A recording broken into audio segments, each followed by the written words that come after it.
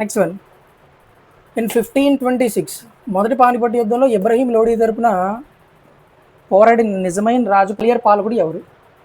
1526లో first Panipat war జరిగింది. Okay, అందులో బాబర్ ఒక సైడ్ ఉన్నాడు, ఇంకొక సైడ్ ఇబ్రహీం లోడీ ఉన్నాడు. అయితే ఇబ్రహీం లోడీ తరపున ఒక రాజ్పుట్ కింగ్ ఎవరైతే ఉన్నారో ఆయన సపోర్ట్ చేశాడు అనమాట. ఆ రాజ్పుట్ కింగ్ ఎవరు అన్నట్టు కనుక్కోవాలి ఇప్పుడు. Raja Vikramajit. Raja Vikramajit he belongs to Tomara clan. Tomara clan, Tomara వంశం అంటాం దీన్నే. So he was the ruler of Gwalior. He was the ruler of Gwalior. Gwalior పాలకుడు ఎవరంటే ఇతనే, రాజా. ఇబ్రహీం లోడీకి మంచి స్నేహితుడు కూడా. He was the good friend of Ibrahim Lodi. Ibrahim Lodi, right. It is 1526. It is 1526. 1526లో ఫస్ట్ పానిపట్ వార్ అయితే స్టార్ట్ అయిపోయింది. It is between Babur versus Ibrahim Lodi. Ibrahim లోడీతో పాటు పార్టిసిపేట్ చేసింది ఎవరంటే Raja Vikramjit. Raja Vikram. So Ibrahim Lodi and Raja Vikramjit are both friends అనమాట. So he supported Ibrahim Lodi in first Panipat war against Babur. So ఈ వార్లో అన్ఫార్చునేట్గా బాబర్ గెలుస్తాడు, ఇబ్రహీం లోడీ అండ్ రాజా విక్రమ్జీత్ ఇద్దరు కూడా చచ్చిపోతారు అనమాట. With both died. అయితే సో ఈ యుద్ధంలో బాబర్ ఫిరంగి దళాన్ని ఉపయోగించాడని మాట్లాడుకుంటాం. దానివల్లే ఈజీగా ఇబ్రహీం లోడీని గెలిచాడని కూడా చెప్పుకుంటాం. ఫిరంగి దళం. ఇంకా తులుగ్మా. సో యుద్ధం చేయడానికి కొన్ని ఫేర్స్ ఉంటాయి అన్నమాట, యుద్ధ తంత్రాలు ఉంటాయి. బాహుబలి సినిమాలో త్రిశూల వ్యూహం ఉంటుంది కదా, అలాగే బాబర్ దగ్గర కూడా కొన్ని వ్యూహాలు ఉంటాయి. అందులో ఒకటి తులుగ్మా. ఈ ఫస్ట్ పానిపట్ వార్లో బాబర్ ఉపయోగించిన యుద్ధ తంత్రం ఏదంటే తులుగ్మా అనమాట. సో ఈ రెండింటి వల్ల ఈజీగా గెలిచాడని మాట్లాడుకుంటాం, right. So he was Raja Vikramjit was a Gwalior ruler who supported Ibrahim Lodi to defeat Babur. Unfortunately, they could not defeat Babur. Okay, right. So చూడండి ప్రతిపాదన. అజర్షన్ ఏమి ఇచ్చాడంటే ఫిరోజ్ షా తుగ్లక్ హిందూ సమాజంలో ఉన్న బ్రాహ్మణులపై జిజియా పన్ను విధించాడు. ఓకే, అజర్షన్ ఏంటంటే ఇక్కడ Firoz Shah Tughlaq imposed jizya tax on Brahmanas in Hindu society. అదే అజర్షన్. రీజన్ ఏంటంటే కారణం ఏంటంటే ఫిరోజ్ షా తుగ్లక్ అభిప్రాయంలో అందరూ సమానమే, ఎవరు ఎక్కువ కాదు. According to Firoz Shah Tughlaq all are equal. Okay, no one is superior అన్నాడు అనమాట. సో ఇక్కడ మనం ఇది అసలు రెండూ కరెక్టా కాదా చూడాలి ఫస్ట్. ఫిరోజ్ షా తుగ్లక్ హిందూ సమాజంలో ఉన్న బ్రాహ్మణులపై జిజియా పన్ను వేసాడు, కరెక్టే. బట్ ఎందుకు వేసాడు అనేది అందరూ సమానమైన కాన్సెప్ట్ అబ్జర్వేటివ్ తప్పుగా రాశాడు అనమాట. చాలా తప్పు ఇది. అందరూ సమానం, ఎవరు ఎక్కువ కాదు అన్న కాన్సెప్ట్లో జిజియా పన్ను వేయలేదు ఫిరోజ్ షా తుగ్లక్. ఇస్లాం మీద ఉన్న మక్కువతో వేసాడు. ఇస్లాం మీద ఉన్న ఇష్టంతో హిందూ సమాజంలో ఉన్న బ్రాహ్మణుల మీద జిజియా పన్ను వేస్తాడు పెద్ద ఆయన. అంతేగాని భారతదేశంలో మాత్రమే భారతీయులందరూ నా సోదరులు అని చెప్పి ఇలా. ఓకేనా, ఇస్లాం చట్టాలని కఠినంగా పాటించేందుకు, కఠినంగా అమలు చేసేదానికి జిజియా పన్ను వేసాడు హిందూ బ్రాహ్మణుల మీద కూడా. సో ఇది ఇలాగే కొనసాగిస్తే కానీ ఇందులో కన్వర్షన్స్ కూడా జరిగే అవకాశం ఉంటుంది పన్నులు కట్టలేక. అలాంటి అవకాశం కూడా ఉంది కాబట్టి ఫిరోజ్ షా తుగ్లక్ ఔరంగజేబ్ వేస్తాడు అనమాట. Okay, right. ఇక్కడ ప్రతిపాదన ఏ సరైనది, ఏ కరెక్టే, ఆర్ సరైంది కాదు, ఆర్ ఈజ్ ఇన్కరెక్ట్. ఇదన్నమాట ఆప్షన్ మనకి. A correct but R is incorrect. Clear, right. ఇక్కడ identify the incorrect one. Stupas ఇచ్చాడు, ఒక ప్లేసెస్ ఇచ్చాడు. ఓకే, కొన్ని ఇంపార్టెంట్ స్తూపాస్ అయితే ఉన్నాయి ఇక్కడ, వాటికి సంబంధించి ప్లేసెస్ ఇచ్చాడు కానీ ఒకటి ఇన్కరెక్ట్ అనమాట. We have to find out that. Okay, right. Mrigadava stupa, Dharmarajika stupa of Taxila, Sanchi stupa of Vidisha, Amaravati stupa of Dharanikota. So ఇక్కడ ధర్మరాజిక స్తూప అని ఉంది. So it is in Taxila. It is correct. Taxila of Pakistan.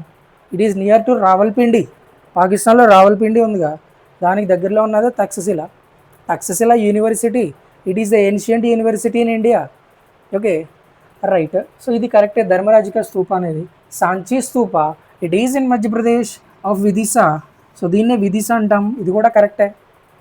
Next Amaravati of Dharanikota, ఇది అందరికీ తెలిసిందే, ఇది అమరావతి ఆఫ్ ధరణికోట, ఇది కూడా కరెక్టే. బట్ ఇక్కడ మృగధవ స్తూప ఈ given had given that Mathura నిచ్, బట్ మధుర కాదు అది, it is Sarnath. Mrigadava of Sarnath near Varanasi. Varanasi దగ్గరలో ఉన్నదే సారనాథ్, సారనాథ్లో ఉన్నదే మృగధవ స్తూప అనేది. Okay, right. సో మిగతావన్నీ కూడా కరెక్టే. సో ఇన్కరెక్ట్ ఐడెంటిఫై చేయాలి కాబట్టి the first one is incorrect. Okay, right. వాటిలో సరికానిది ఏది? Which of the following not correct according to the Akbar ruling అనమాట. అక్బర్ పరిపాలన కాలంలో కొన్ని ఈవెంట్స్ అయితే జరిగాయి, కొన్ని పాలసీలు ఇంట్రడ్యూస్ చేశాడు. సో అందులో కొన్ని ఇచ్చాడు, కరెక్టా కాదని అడుగుతున్నాడు. Have to find. రాజ్ దైవాంశ సంభూతులు అని అక్బర్ నమ్మాడట. ఓకే, అక్బర్ రాజు దైవాంశ సంభూతులు నమ్మాడా లేదా అంటే నమ్మాడు. సో ఇక్కడ ఫర్ ఈ ఇజాది దైవకాంతి.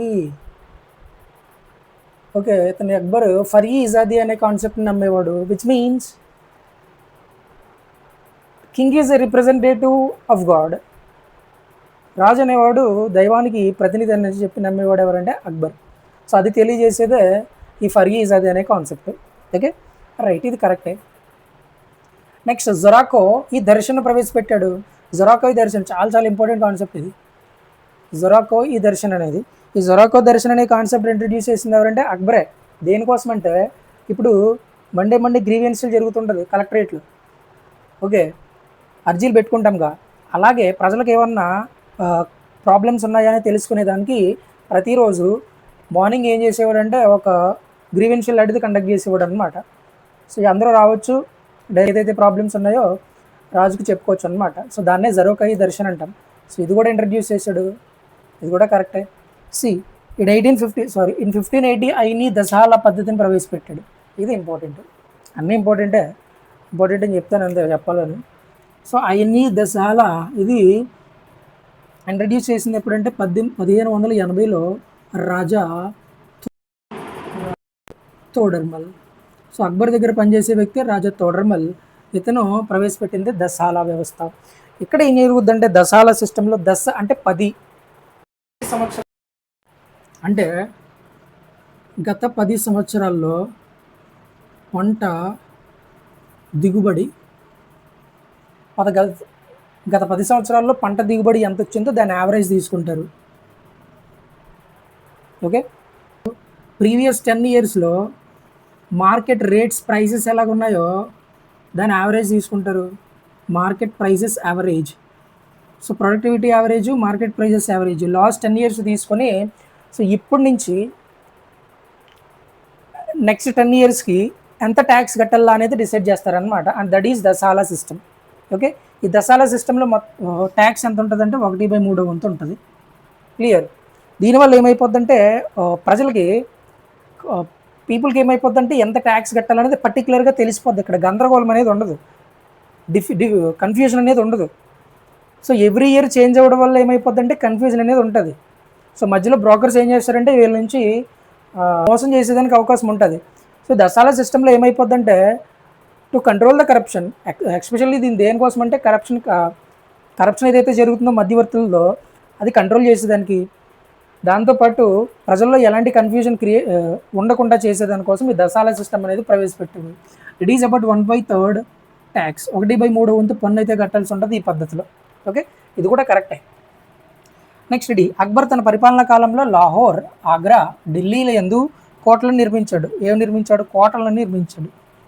అక్బర్ పరిపాలనా కాలంలో ఎక్కడెక్కడ నిర్మించాడంటే లాహోర్, ఆగ్రా, ఢిల్లీ అని ఇచ్చాడు. బట్ లాహోర్, ఆగ్రాలో కన్స్ట్రక్షన్ చేశాడు, కరెక్టే. ఈ కన్స్ట్రక్టెడ్ లాహోర్, ఆగ్రా అండ్ ఢిల్లీ కాదు. ఢిల్లీలో కన్స్ట్రక్షన్ చేసింది ఎవరంటే షాజహాన్. రెడ్ ఫోర్ట్ ఉందిగా, దాని కన్స్ట్రక్షన్ ఎవరంటే షాజహాన్.